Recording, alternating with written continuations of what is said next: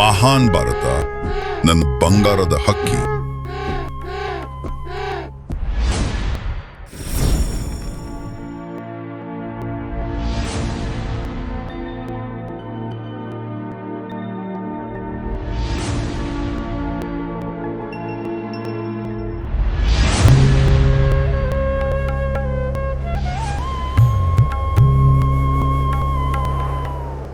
ಭಾರತ ಎಂಬುದು ಯಾವುದೇ ಸಾಮಾನ್ಯ ಹೆಸರು ಅಲ್ಲ. ಇದು ನಮ್ಮ ಪ್ರಾಚೀನ ಗುರುತಿನ, ಸಂಸ್ಕೃತಿಯ ಮತ್ತು ಜ್ಞಾನದ ಪ್ರತೀಕವಾಗಿದೆ. ಭಾರತ ಎಂಬುದು ಭಾ ಅಂದರೆ ಬೆಳಕು, ಜ್ಞಾನ ಅಥವಾ ಚೇತನತೆ, ಮತ್ತು ರಥ ಅಂದರೆ ಲೀನ ಅಥವಾ ಅರ್ಪಿತ. ಅಂದರೆ ಭಾರತ ಎಂದರೆ ಜ್ಞಾನದಲ್ಲಿ, ಬೆಳಕಿನಲ್ಲಿ, ಚೇತನತೆಯಲ್ಲಿ ಲೀನವಾದ ಭೂಮಿ. ಈ ದಿವ್ಯ ಜ್ಞಾನದ ಮೂಲವೇ ವೇದಗಳು. ಇವೇ ಈ ಭೂಮಿಯನ್ನು ಭಾರತವೆಂದು ಗುರುತಿಸಿದ ಮೂಲವಾಗಿದೆ.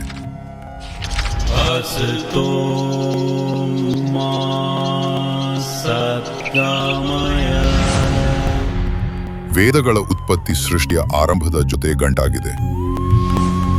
ವೇದಿಕ ಸಾಹಿತ್ಯದಲ್ಲಿ ನೀಡಲಾದ ಕಾಲದ ಪರಿಕಲ್ಪನೆ ಇಂದಿಗೂ ಸಮಕಾಲೀನವಾಗಿದೆ ಮತ್ತು ಆಧುನಿಕ ವಿಜ್ಞಾನದ ಲೆಕ್ಕಾಚಾರಗಳಿಗೆ ಸಮಾನವಾಗಿದೆ. ಋಗ್ವೇದ, ಯಜುರ್ವೇದ, ಸಾಮವೇದ, ಅಥರ್ವವೇದ ಇವು ಜೀವನದ ಪ್ರತಿಯೊಂದು ಭಾವವನ್ನು ಒಳಗೊಂಡಿವೆ. ಧರ್ಮ, ವಿಜ್ಞಾನ, ವೈದ್ಯಕೀಯ, ಖಗೋಳಶಾಸ್ತ್ರ, ತತ್ವಜ್ಞಾನ,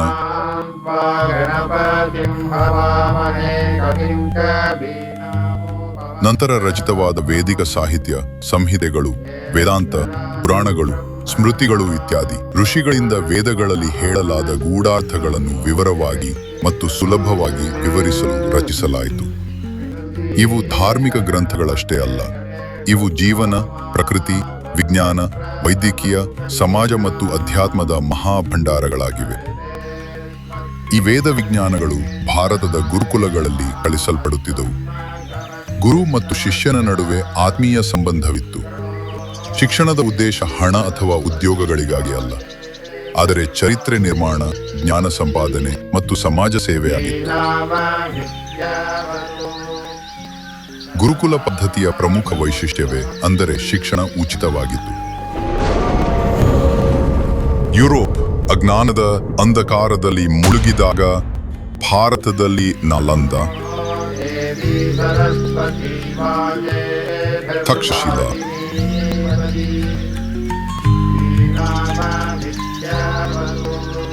ವಲ್ಲಭಿ, ಉಜ್ಜಯಿನಿ, ಕಾಂಚಿ,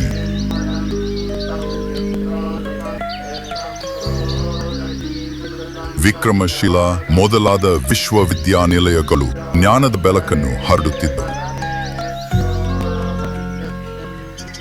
ದೂರ ದೂರಿನಿಂದ ವಿದ್ಯಾರ್ಥಿಗಳು ಭಾರತದ ಭೂಮಿಗೆ ಜ್ಞಾನ ಹುಡುಕುತ್ತಾ ಬರುತ್ತಿದ್ದರು. ಭಾರತವು ಜಗತ್ತಿಗೆ ಗಣಿತದ ಅಡಿಶಿಲವನ್ನು ನೀಡಿತು. ಶೂನ್ಯ ಆರ್ಯಭಟ ಖಗೋಳಶಾಸ್ತ್ರದಲ್ಲಿ ಕ್ರಾಂತಿ ತಂದರು. ಭಾಸ್ಕರಾಚಾರ್ಯರು ಕಾಲವನ್ನು ಲೆಕ್ಕಿಸಲು ವಿಧಾನವನ್ನು ಅಭಿವೃದ್ಧಿಪಡಿಸಿದರು. ವೈದ್ಯಕೀಯ ಕ್ಷೇತ್ರದಲ್ಲಿ ಚರಕ ಮತ್ತು ಸುಶ್ರುತರು ನವೀನ ವಿಜ್ಞಾನಕ್ಕಿಂತ ಮುಂಚೆ ಅಚ್ಚರಿಯ ಸಾಧನೆಗಳನ್ನು ತೋರಿಸಿದರು. ಇದು ಆ ಭೂಮಿ. ಇಲ್ಲಿ ನೃತ್ಯ, ಸಂಗೀತ, ಚಿತ್ರಕಲೆ, ಶಿಲ್ಪಕಲೆ ತಮ್ಮ ಶ್ರೇಷ್ಠತೆಯನ್ನು ತಲುಪಿದವು. ಅಜಂತಾ ಮತ್ತು ಎಲ್ಲೋರಾ ಗುಹೆಗಳು,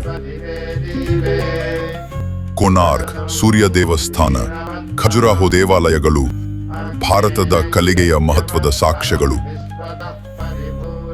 ಆದ್ದರಿಂದಲೇ ಭಾರತವನ್ನು ವೇದಭೂಮಿ, ಋಷಿಗಳ ಭೂಮಿ, ಜ್ಞಾನದ ಜನನಿ ಎಂದು ಕರೆಯಲಾಗುತ್ತದೆ. ವೇದ ಮಂತ್ರಗಳು ಧ್ವನಿಸಿದಾಗ, ಯಜ್ಞದ ಅಗ್ನಿ ದಹಿಸಿದಾಗ ಈ ಭೂಮಿಯು ಜಗತ್ತಿಗೆ ಸತ್ಯ, ಅಹಿಂಸೆ, ಧರ್ಮ ಮತ್ತು ವಿಶ್ವ ಸಹೋದರತೆಯ ಸಂದೇಶ ನೀಡಿದೆ. ಭಾರತ ಒಂದು ರಾಜಕೀಯ ಗಡಿ ಅಲ್ಲ, ಇದು ಅನಾದಿ ಕಾಲದಿಂದ ವೇದಗಳಲ್ಲಿ ನೆಲೆಸಿರುವ ಒಂದು ಚೇತನತೆಯ ರೂಪವಾಗಿದೆ. ಇದು ಭಾರತದ ಆತ್ಮ. ಕಾಲದ ಪ್ರಾರಂಭದಿಂದಲೇ ಮಾನವ ನಾಗರಿಕತೆಯ ಕಣ್ಣು ಇಲ್ಲಿ ತೆರೆಯಿತು. ಜಗತ್ತು ಅಂಧಕಾರದಲ್ಲಿದ್ದಾಗ ಸಿಂಧು ಮತ್ತು ಸರಸ್ವತಿ ನದಿಗಳ ತೀರದಲ್ಲಿ ನಾಗರಿಕತೆಯ ದೀಪ ಜ್ವಲಿಸುತ್ತಿತ್ತು. ಸಿಂಧು ಸರಸ್ವತಿ ನಾಗರಿಕತೆ.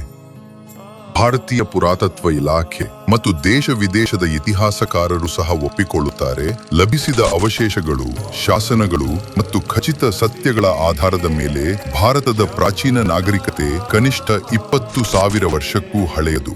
ಇದು ಕೇವಲ ಇತಿಹಾಸವಲ್ಲ, ಆದರೆ ಮಾನವತೆಯ ಅತ್ಯಂತ ಪ್ರಾಚೀನ ಸಾಂಸ್ಕೃತಿಕ ಪರಂಪರೆಯ ಜೀವಂತ ಸಾಕ್ಷಿ. ಋಗ್ವೇದ, ಯಜುರ್ವೇದ, ಅಥರ್ವವೇದ ಮತ್ತು ಬ್ರಾಹ್ಮಣ ಗ್ರಂಥಗಳಲ್ಲಿ ಕಾಲದ ಬಗ್ಗೆ ನೀಡಿದ ವೈಜ್ಞಾನಿಕ ವಿವರಣೆಗಳು ನವೀನ ವಿಜ್ಞಾನಕ್ಕಿಂತ ಹೆಚ್ಚು ಮುನ್ನಡೆದು ಹೋಗಿವೆ. ದಿನ, ತಿಂಗಳು, ವರ್ಷಗಳು, ಯುಗ ಮತ್ತು ಕಲ್ಪಗಳ ಲೆಕ್ಕಾಚಾರವು ಖಗೋಳ ನಿಯಮಗಳ ಆಧಾರದ ಮೇಲೆ ಅತ್ಯಂತ ನಿಖರವಾಗಿದೆ. ಕಲ್ಪ, ಮಹಾಯುಗ, ಮನ್ವಂತರ ಇವು ಕೇವಲ ಧಾರ್ಮಿಕ ಕಥೆಗಳಲ್ಲ, ಇವು ಬ್ರಹ್ಮಾಂಡದ ಕಾಲಚಕ್ರದ ವೈಜ್ಞಾನಿಕ ವಿವರಣೆಗಳಾಗಿವೆ. ಇಂದು ಭಾರತೀಯ ಪಂಚಾಂಗವು ವೇದಿಕ ಖಗೋಳಶಾಸ್ತ್ರದ ಆಧಾರದ ಮೇಲೆಯೇ ನಿಖರವಾಗಿ ಕಾಲ ಲೆಕ್ಕಾಚಾರ ನೀಡುತ್ತದೆ. ಈ ಕಾಲಗಣನೆಗಳ ಆಧಾರದ ಮೇಲೆ ಭಾರತೀಯ ಇತಿಹಾಸ ಕೇವಲ 5 ಅಥವಾ 10,000 ವರ್ಷಗಳವರೆಗೆ ಮಾತ್ರ ಸೀಮಿತವಲ್ಲ, ಆದರೆ ಲಕ್ಷಾಂತರ ವರ್ಷಗಳ ಸತತ ಸಾಂಸ್ಕೃತಿಕ ಮತ್ತು ವೈಜ್ಞಾನಿಕ ಪ್ರಗತಿಯನ್ನು ತೋರಿಸುತ್ತದೆ.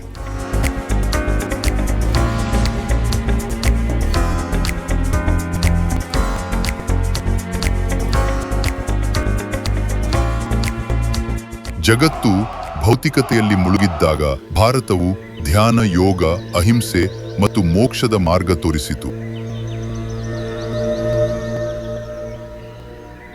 ಬುದ್ಧ,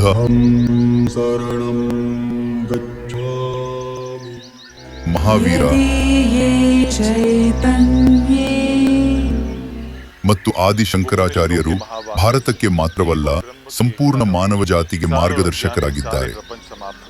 ಭಾರತವು ಕೇವಲ ಜ್ಞಾನ ಮತ್ತು ಸಂಸ್ಕೃತಿಯ ಕೇಂದ್ರವಲ್ಲದೆ ಜಗತ್ತಿನ ಆರ್ಥಿಕತೆ ಮತ್ತು ವ್ಯಾಪಾರದ ನೇತೃತ್ವವನ್ನು ವಹಿಸಿಕೊಂಡಿದ್ದ ದೇಶವಾಗಿತ್ತು.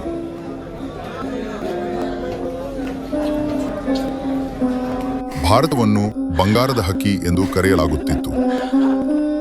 ರಾಜ, ಮಂತ್ರಿ ಪರಿಷತ್, ಸೇನಾಪತಿ,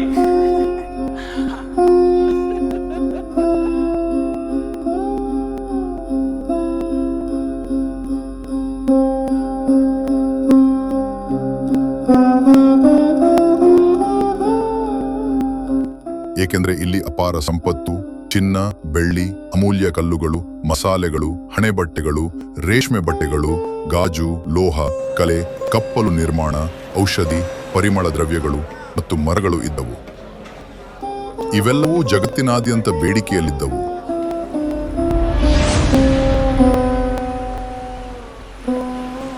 ಭಾರತವು ದಕ್ಷಿಣ ಮತ್ತು ಪೂರ್ವ Asia, China, Arab, Misr, Rome, Greece, Africa ದೇಶಗಳೊಂದಿಗೆ ವ್ಯಾಪಾರ ನಡೆಸುತ್ತಿತ್ತು. ಸಾಗರ ಮಾರ್ಗದ ಮೂಲಕ ಭಾರತೀಯ ವ್ಯಾಪಾರಿಗಳು Malaysia, Indonesia, Thailand, Sri Lanka, Africa ಮತ್ತು ಅರಬ್ ರಾಷ್ಟ್ರಗಳಿಗೆ ತಲುಪುತ್ತಿದ್ದರು. ಭೂಮಾರ್ಗವಾಗಿ ಸಿಲ್ಕ್ ರೂಟ್ ಮತ್ತು ಇತರ ವ್ಯಾಪಾರ ಮಾರ್ಗಗಳ ಮೂಲಕ ಭಾರತೀಯ ಉತ್ಪನ್ನಗಳು ಪಶ್ಚಿಮ ದೇಶಗಳಿಗೆ ಹೋಗುತ್ತಲೇ ಇತ್ತು.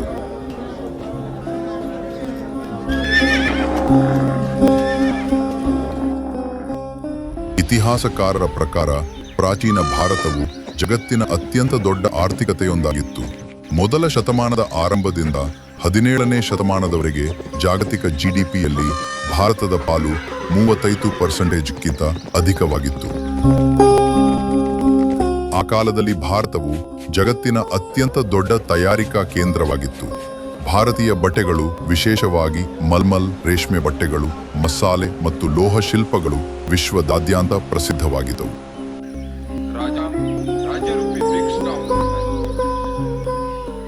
ಭಾರತದಲ್ಲಿ ಅಂಥ ಶಿಕ್ಷಣ ವ್ಯವಸ್ಥೆ ಇತ್ತು. ಅದು ಕೇವಲ ಪುಸ್ತಕ ಶಿಕ್ಷಣವಲ್ಲ, ಆದರೆ ನೈತಿಕತೆ, ಕೌಶಲ್ಯ ಮತ್ತು ದೇಶ ಪ್ರೇಮವನ್ನು ಕಲಿಸುತ್ತಿತ್ತು. ಅದನ್ನು ಗುರುಕುಲ ಎಂದು ಕರೆಯಲಾಗುತ್ತಿತ್ತು.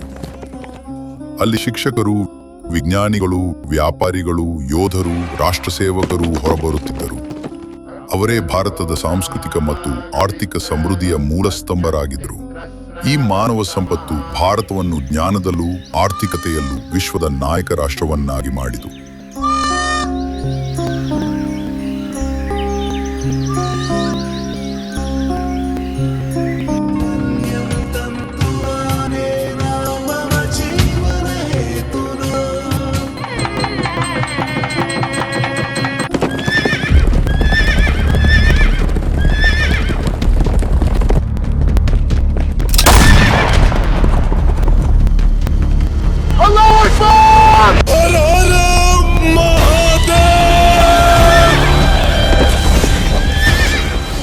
ಪ್ರಾಚೀನ ಭಾರತದ ಭಾಗ್ಯ ಮತ್ತು ಸಂಸ್ಕೃತಿಗೆ ನಾಶಕಾರಿ ಪರಿಣಾಮ ಬೀರಿದವು. 8ನೇ ಶತಮಾನದಿಂದ ಆರಂಭವಾಗಿ ವಿಶೇಷವಾಗಿ 11ರಿಂದ 16ನೇ ಶತಮಾನದವರೆಗೆ ತುರ್ಕಿಗಳು, ಅಫ್ಘಾನಿಗಳು, ಮಂಗೋಲರು ಮತ್ತು ಮುಘಲರ ಆಕ್ರಮಣಗಳಿಂದ ಭಾರತೀಯ ಸಾಂಸ್ಕೃತಿಕ, ಧಾರ್ಮಿಕ, ಸಾಮಾಜಿಕ ಮತ್ತು ಶೈಕ್ಷಣಿಕ ವ್ಯವಸ್ಥೆಗಳು ಭಾರೀ ಹಾನಿಗೆ ಒಳಗಾದವು. ಆದರೂ ನಮ್ಮ ಪೂರ್ವಜರು ವೀರತೆ ಮಾತು ತ್ಯಾಗವು ಸನಾತನ ಸಂಸ್ಕೃತಿಯು ಉಳಿಸಿಕೊಳ್ಳಲು ಶ್ರಮಿಸಿದರು. ಇಷ್ಟು ಬದಲಾವಣೆಗಳ ನಡುವೆಯೂ ಭಾರತವು ಪುನರುಜ್ಜೀವನದ ದಾರಿಯನ್ನು ಅನುಸರಿಸಿತು.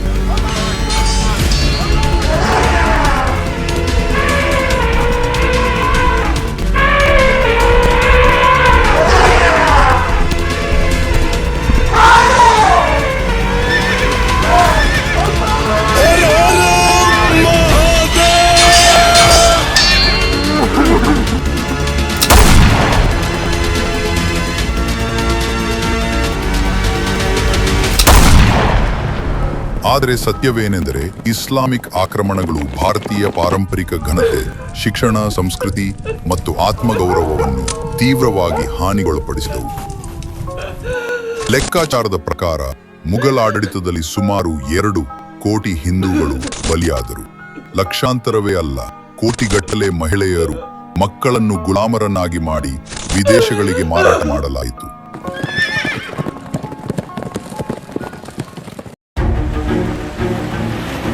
ಆದರೆ ನಿಜವಾದ ನಾಶ ಬ್ರಿಟಿಷರು ಬಂದಾಗ ನಡೆದಿತ್ತು. ಮೆಕಾಲೆಯ ಶಿಕ್ಷಣ ನೀತಿಯು ಗುರುಕುಲಗಳನ್ನು ನಾಶ ಮಾಡಿತು. Shut down all the gurukuls. ಸ್ಥಳೀಯ ಕೈಗಾರಿಕೆಗಳನ್ನು ನಾಶಪಡಿಸಲಾಯಿತು.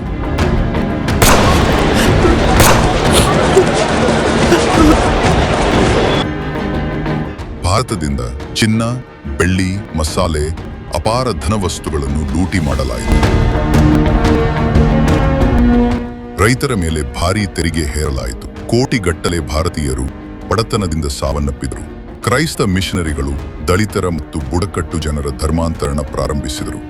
1770ರಿಂದ 1947ರವರೆಗೆ ಬ್ರಿಟಿಷ್ ಆಡಳಿತದಲ್ಲಿ ಸುಮಾರು 3ರಿಂದ 3.5 ಕೋಟಿ ಭಾರತೀಯರು ಯೋಜಿತವಾಗಿ ಬಲಿಯಾದರು. ಬ್ರಿಟಿಷ್ ಆಡಳಿತದ ಮೊದಲು ಭಾರತವು ಜಗತ್ತಿನ ಅಗ್ರ ಆರ್ಥಿಕ ಶಕ್ತಿಯಾಗಿತ್ತು. ಆದರೆ ವಸಾಹತುಶಾಹಿ ಶೋಷಣೆ, ಬಲವಂತದ ತೆರಿಗೆ, ಕೈಗಾರಿಕೆಗಳ ನಾಶ ಮತ್ತು ಸಂಪತ್ತಿನ ಲೂಟಿಯು ಭಾರತದ ಆರ್ಥಿಕತೆ ಸ್ತಂಭಿತಗೊಳಿಸಿತು. ಒಂದು ಸಮೃದ್ಧ ಭಾರತವನ್ನು ಬಡ ರಾಷ್ಟ್ರವನ್ನಾಗಿ ಮಾಡಲಾಯಿತು.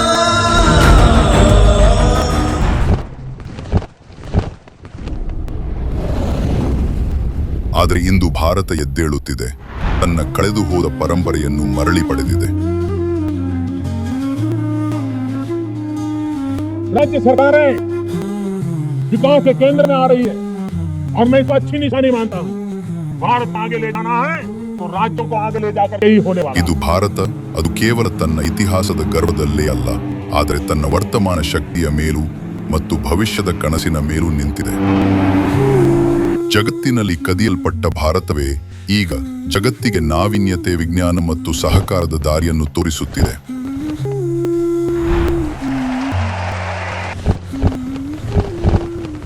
ಚಂದ್ರನ ಮೇಲೆ ತ್ರಿವರ್ಣವನ್ನು ಹಾರಿಸಿದ ಭಾರತ ಡಿಜಿಟಲ್ ಇಂಡಿಯಾ ಮತ್ತು ಸ್ಟಾರ್ಟ್ಅಪ್ ಇಂಡಿಯಾ ಯೋಜನೆಗಳಿಂದ ಜಗತ್ತಿಗೆ ಪ್ರೇರಣೆಯಾಗಿದೆ. इसका मार्ग एक ही है, ಆತ್ಮನಿರ್ಭರ ಭಾರತ. भारत. ಕೃತಕ ಬುದ್ಧಿಮತ್ತೆ, ಬಾಹ್ಯಾಕಾಶ ತಂತ್ರಜ್ಞಾನ, ಬಯೋಟೆಕ್, ರಕ್ಷಣಾ ಕ್ಷೇತ್ರ, ಆರೋಗ್ಯ ಕ್ಷೇತ್ರಗಳಲ್ಲಿ ಭಾರತ ವೇಗವಾಗಿ ಅಭಿವೃದ್ಧಿಯಲ್ಲಿದೆ. ಇಂದು ಭಾರತ ಜಗತ್ತಿನ 4ನೇ ಅಗ್ರ ಆರ್ಥಿಕತೆಯಾಗಿದೆ ಮತ್ತು ಮೇಕ್ ಇನ್ ಇಂಡಿಯಾ ಮೂಲಕ ಜಗತ್ತಿನ ತಯಾರಿಕಾ ಕೇಂದ್ರವಾಗುತ್ತಿದೆ.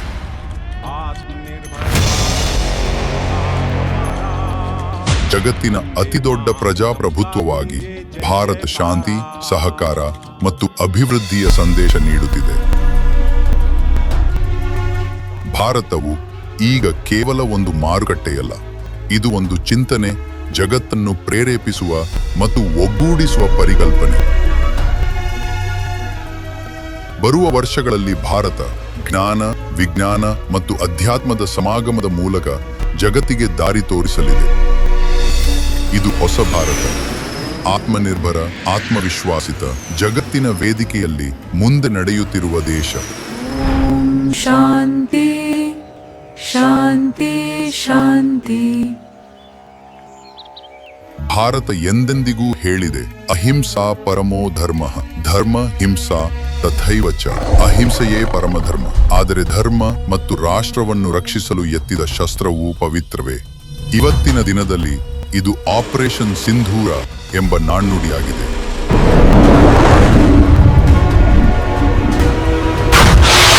ಶತ್ರುಗಳ ಪ್ರತಿಯೊಂದು ಸಾಜಿಶಕ್ಕೂ ಉತ್ತರ. ರಾಫೆಲ್ ಯುದ್ಧ ವಿಮಾನಗಳ ಗರ್ಜನೆ ಭಾರತದ ಎಚ್ಚರಿಕೆ. ಭಾರತ ಶಾಂತಿಯ ಶೋಷಕ, ಆದರೆ ದುರ್ಬಲವಲ್ಲ. ಅಗತ್ಯ ಬಂದಾಗ ಪ್ರತಿ ಗಡಿ ಸಿಂಧೂರಿನಂತೆ ಕೆಂಪಾಗುತ್ತದೆ.